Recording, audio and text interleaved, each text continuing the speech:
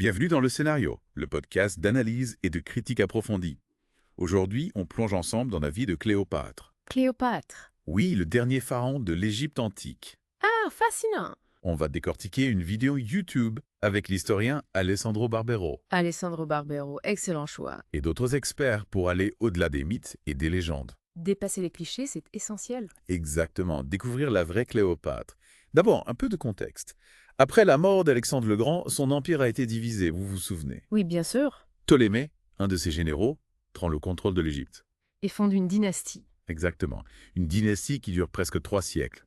Cléopâtre en est la dernière souveraine. C'est un élément crucial pour comprendre sa situation. Absolument. L'Égypte, malgré sa richesse, était un royaume client de Rome. Un royaume client, en d'autres termes, dépendant. Oui, dépendant de la puissance romaine. Et cette dépendance était accentuée par, le rôle de l'Égypte dans la production de grains. Ah oui, le grain, ressource vitale pour Rome. Exactement. L'Égypte nourrissait l'Empire. Imaginez le grenier à blé de Rome. Contrôler l'Égypte, c'était contrôler une ressource essentielle. C'est vrai. Ça plaçait Cléopâtre dans une position délicate. Vouloir préserver l'autonomie de son royaume, mais en même temps devoir composer avec Rome. Une situation complexe, en effet. Oui, une vraie danse sur un fil.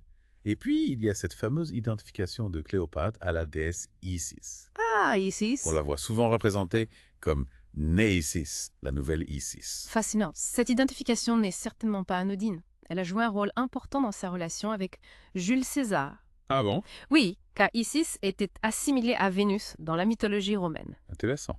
Imaginez l'impact symbolique. Cléopâtre, déesse reine, descendant sur Terre pour rencontrer César, lui-même descendant de Vénus. On a des exemples concrets de cette association avec Vénus. Bien sûr, la célèbre Vénus de l'Esquilin, certains pensent qu'elle représente Cléopâtre. Il y a une peinture de Pompée la représentant comme Venus Genetics, la Vénus mère. Alors, on peut dire que Cléopâtre utilisait son image divine pour asseoir son pouvoir. Sans aucun doute, une stratégie brillante pour légitimer son autorité, aussi bien auprès de son peuple qu'auprès des Romains. C'est vrai. Une manière subtile de jouer sur les deux tableaux. Et bien sûr, impossible de parler de Cléopâtre sans évoquer ses relations avec Jules César et Marc-Antoine. Des relations qui ont secoué Rome. Oui, et qui ont donné naissance à plusieurs enfants. Des enfants qui étaient au cœur des jeux de pouvoir de l'époque. Prenons Césarion, le fils de Cléopâtre et César. Sa simple existence était une menace pour Octave, le fils adoptif de César. C'est vrai. Cléopâtre n'était pas dupe. Elle a utilisé ses relations pour préserver l'autonomie de l'Égypte. Absolument. Elle a même réussi à étendre ses territoires grâce à ses alliances. Imaginez les tensions que ça a créées à Rome. Oh, énormément. Une reine étrangère qui s'est mise dans les affaires romaines.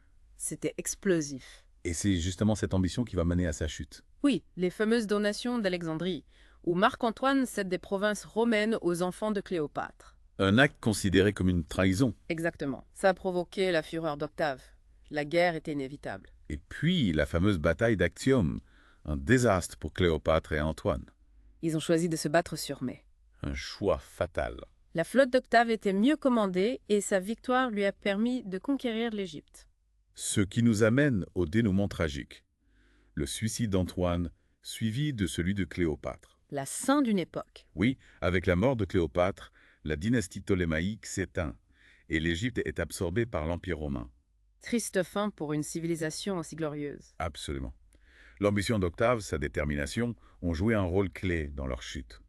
Mais il y a aussi une part de romantisme dans cette fin, un amour qui défie la raison. C'est ça, la complexité de Cléopâtre. Femme ambitieuse, reine puissante, mais aussi figure tragique. Exactement. On la dépeint souvent comme une femme calculatrice, utilisant ses charmes pour arriver à ses fins. Est-ce une vision juste? C'est une vision réductrice, même si elle contient une part de vérité. N'oublions pas le contexte. Oui, Cléopâtre était une femme dans un monde d'hommes, une reine qui luttait pour son royaume. Face à la puissance romaine, rien de moins. Exactement. Ses relations avec César et Antoine étaient des stratégies politiques, certes, mais on ne peut nier la part de sentiment. De l'affection, peut-être même de l'amour. Possible. En tout cas, elle savait jouer de ses atouts. Ah oui, une vraie actrice politique. Intelligente, cultivée, polyglotte, elle n'était pas qu'une simple beauté fatale. Elle avait une vraie stature intellectuelle. Absolument. Et c'est peut-être ça qui la rend si moderne. Une femme qui brise les codes, qui prend son destin en main. On avance sur son temps, on dirait. Sans aucun doute. Son histoire fascine et inspire encore aujourd'hui. On a beaucoup parlé de la vision romaine de Cléopâtre, mais est-ce qu'on a des sources égyptiennes? Malheureusement, elles sont plus rares. La plupart ont été détruites au fil des siècles. Dommage. On aimerait avoir le point de vue des Égyptiens. Oui, savoir ce qu'ils pensaient de leur reine. Imaginez sa popularité, elle qui a défendu son pays contre Rome. C'est probable, mais difficile à dire avec certitude, faute de sources fiables. Et puis, il y a cette image de la femme fatale, Propagée par les Romains, bien sûr. pour justifier leurs actions. Exactement. Diaboliser l'ennemi, un classique de la propagande. L'image de Cléopâtre, manipulatrice et vénale, a persisté longtemps. Heureusement, les historiens modernes ont nuancé cette image. Oui, la replacer dans son contexte historique, c'est essentiel. Et puis, il y a cette fascination pour son histoire d'amour avec Marc-Antoine. Un amour interdit, passionné, tragique. Une source d'inspiration inépuisable pour les artistes. Shakespeare, par exemple, l'a immortalisé dans Antoine et Cléopâtre. Leur histoire a traversé les siècles, nourrissant l'imaginaire collectif. On a envie d'y croire, à cet amour fou qui défie tout. Son histoire dépasse les frontières du temps. C'est le pouvoir de l'histoire. Elle nous transporte dans le temps, nous fait découvrir des destins extraordinaires. Et nous fait réfléchir à notre humanité. L'histoire de Cléopâtre est riche en enseignements. Oui, elle nous rappelle que le pouvoir est un jeu dangereux, que l'amour peut être une arme, que la liberté a un prix. Et que l'histoire est écrite par les vainqueurs. C'est vrai, il faut se méfier des idées reçues, apprendre à décrypter les sources. C'est le travail de l'historien, mais aussi de tout citoyen. Savoir se poser des questions, exercer son esprit critique. Un défi permanent à l'heure de la désinformation. Plus que jamais, il faut apprendre à trier, à analyser. L'histoire nous aide à aiguiser notre esprit critique, à mieux comprendre le monde. Absolument. L'histoire nous montre que l'humanité n'a pas tellement changé. Les mêmes passions, les mêmes conflits. C'est une leçon d'humilité. Regarder le passé nous fait prendre conscience de notre propre finitude. Mais aussi de la grandeur de l'esprit humain. Cléopâtre, une figure fascinante qui incarne cette grandeur. Oui, elle était bien plus qu'une simple reine. Un symbole de l'Égypte antique, une femme qui a défié le destin. Une femme qui a défié le destin, c'est certain. Mais comme vous l'avez dit, sa fin tragique. Revenons à ses relations avec Marc-Antoine. On a l'impression que cette alliance était, vouée à l'échec. Oui, un amour passionné, mais aussi une alliance politique risquée. Antoine est un général romain ambitieux. Leur relation a créé des tensions à Rome. Et Octave, n'oublions pas Octave, le futur empereur Auguste, un homme ambitieux sans pitié. Oui, Octave, un maître de la stratégie politique. Il a su manipuler l'opinion, diaboliser Cléopâtre pour finalement s'imposer. Exactement. Octave a compris que cette relation était une faiblesse. Il l'a exploitée pour les discréditer. Et asseoir son propre pouvoir, bien sûr. Bien sûr. Il a utilisé la propagande pour dépeindre Cléopâtre comme une menace, une manipulatrice assoiffée de pouvoir. Absolument. Il a attisé les craintes des Romains en leur faisant croire que Cléopâtre voulait s'emparer de Rome. Avec l'aide d'Antoine, bien sûr. Oui, une campagne de désinformation très efficace. Encore une fois, la propagande politique, un outil puissant.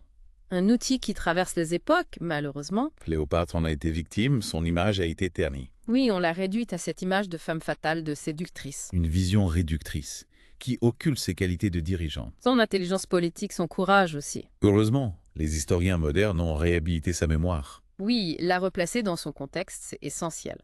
Cléopâtre était une femme de pouvoir qui se battait pour son royaume. Contre la puissance romaine. Exactement. Elle a utilisé tous les moyens à sa disposition, y compris ses relations avec ses hommes puissants. Avant ces relations, Cléopâtre choisissait ses amants avec intelligence, non? On peut le dire. Jules César, d'abord, pour consolider son pouvoir en Égypte.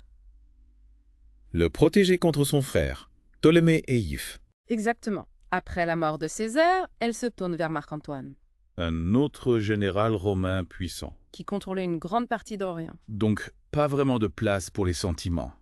Difficile à dire. Mais elle était pragmatique, c'est certain. Elle plaçait son royaume avant tout. Ces relations lui ont permis de gagner du temps, de négocier. De manœuvrer pour préserver l'indépendance de l'Égypte. Une vraie stratège. Tout à fait. Elle a utilisé son intelligence, son charme, sa culture pour se faire une place. Dans un monde d'hommes. Et défendre les intérêts de son peuple. Maintenir l'Égypte indépendante pendant 20 ans, c'est un exploit. Un règne exceptionnellement long pour un souverain ptolémaïque. Et pendant ce temps, elle a mené une politique active. Sur le plan intérieur, mais aussi extérieur. Oui, elle a voulu restaurer la grandeur de l'Égypte, Des réformes importantes. Réforme de l'administration, relance de l'économie, développement du commerce. On oublie souvent qu'elle était une reine, une vraie souveraine. Une souveraine éclairée qui a marqué son temps. Son héritage culturel est immense. Son image, son histoire continuent de fasciner. On a l'impression qu'elle est toujours vivante. C'est la magie de l'histoire. On dialogue avec le passé, on donne vie à ses personnages. Et on se rend compte qu'on n'est pas si différent. Une leçon d'humilité. Regarder le passé, c'est prendre conscience de notre propre finitude.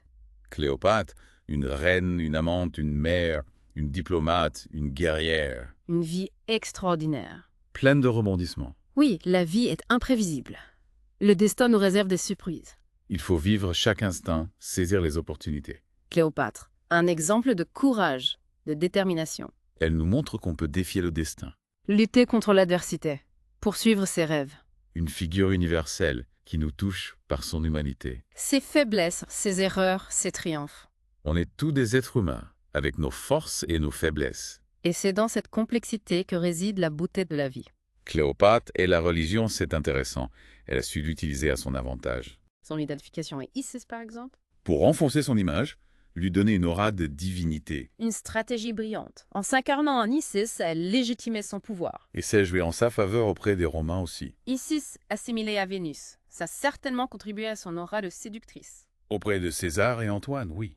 Cléopâtre, une femme intelligente, ambitieuse. La religion, un outil politique puissant. Un outil qu'elle a manié avec habileté. Les enfants de Cléopâtre et Marc-Antoine, quelle était leur têtu? Complexe. Pour les Égyptiens, des héritiers légitimes. Mais pour les Romains, Plus compliqué.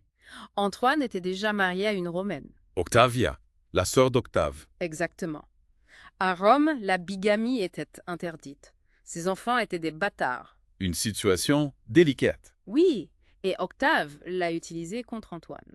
Pour justifier la guerre contre l'Égypte. Il a accusé Antoine de trahison, de vouloir instaurer une monarchie orientale à Rome. Avec Cléopâtre et leurs enfants. Oui, c'est l'un des déclencheurs de la guerre civile. Une guerre aux conséquences dramatiques pour l'Égypte. Oui, la défaite d'Actium, en 31 avant Jésus, marque la fin de l'indépendance de l'Égypte. Cléopâtre se suicide pour éviter l'humiliation. Une fin tragique, digne d'une tragédie grecque. Elle est restée fidèle à elle-même. Elle a choisi son destin. Plutôt que de se soumettre à Rome, Un geste fort qui a contribué à son mythe. mourir en reine plutôt que vivre en esclave. Un geste de défi, de courage. Un symbole de la résistance, de la lutte pour la liberté. Cléopâtre, la grandeur et la décadence, la puissance et la fragilité. Un personnage fascinant qui nous interroge. Pourquoi cette fascination pour Cléopâtre, même aujourd'hui? C'est une bonne question. Une vie extraordinaire, des aventures, des amours, des drames. De quoi nourrir l'imaginaire. Son histoire a été racontée, mise en scène de tant de façons. Chaque époque la réinterprète.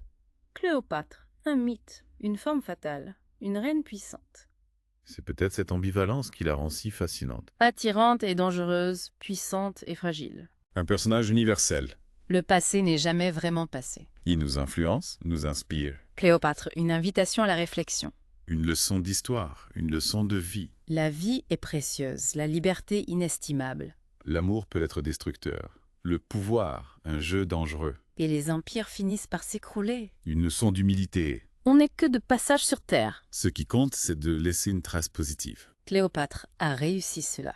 Elle a marqué l'histoire. Une réussite extraordinaire. Elle est devenue une légende, un mythe. Son histoire continue de nous fasciner. C'est la magie de l'histoire. La magie de l'histoire.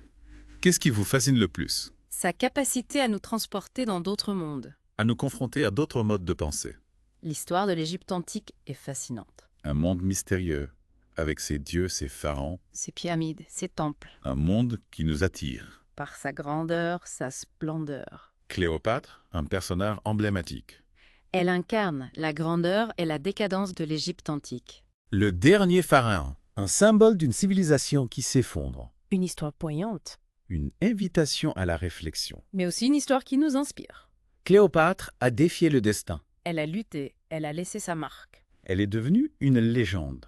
Parlons de cette image négative propagée par Rome. Oui, cette image a persisté longtemps. Cléopâtre, la manipulatrice, la femme fatale. Pourquoi un tel succès?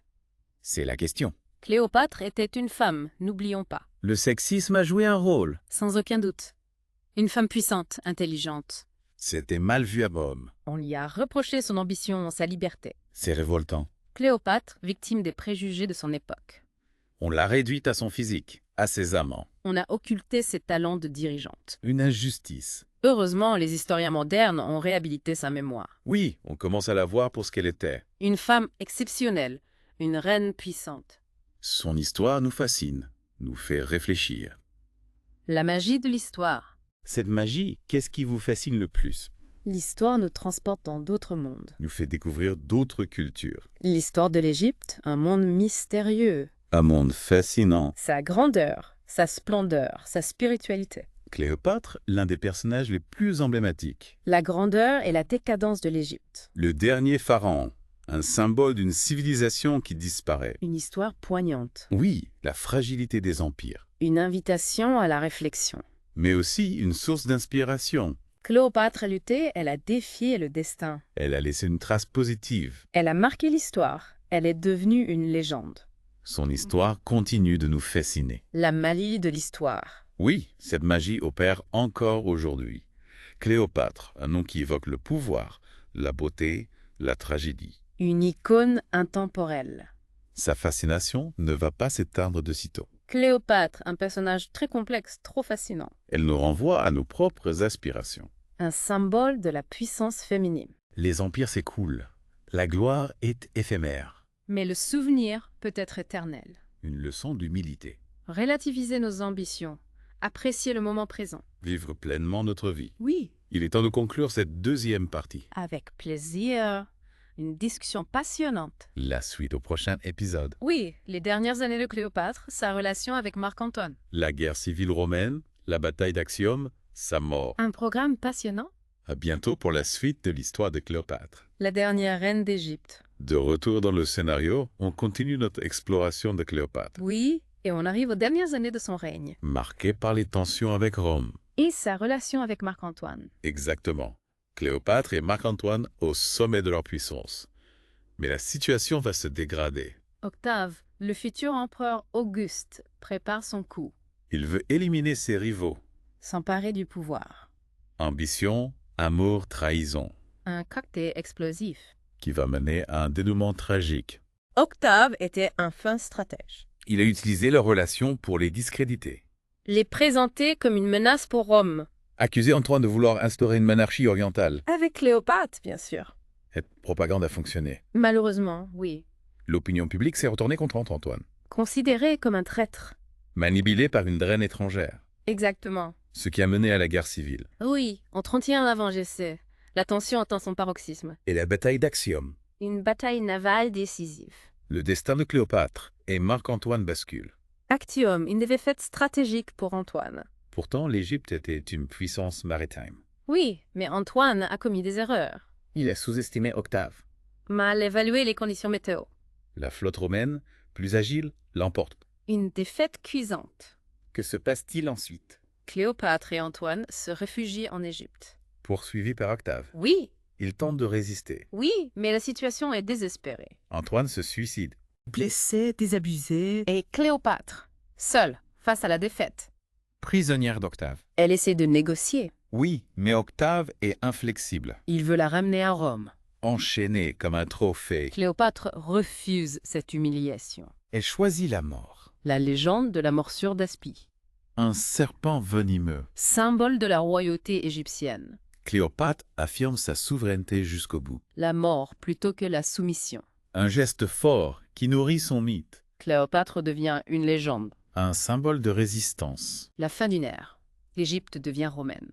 La civilisation pharaonique disparaît. Absorbée par l'Empire romain. Mais l'héritage de Cléopâtre lui reste. Son histoire nous fascine toujours. Elle nous fait rêver.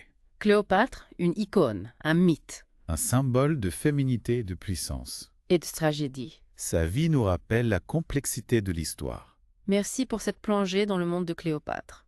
Une histoire qui nous pousse à réfléchir. À nos propres vies, à nos choix. La vie est précieuse, la liberté essentielle. L'amour peut être destructeur, le pouvoir dangereux. Une leçon d'histoire, une leçon de vie. Merci pour votre analyse. Merci à vous. Et merci à vous, chers auditeurs. N'hésitez pas à approfondir le sujet. L'histoire est un voyage sans fin. À bientôt pour de nouvelles découvertes. Au revoir.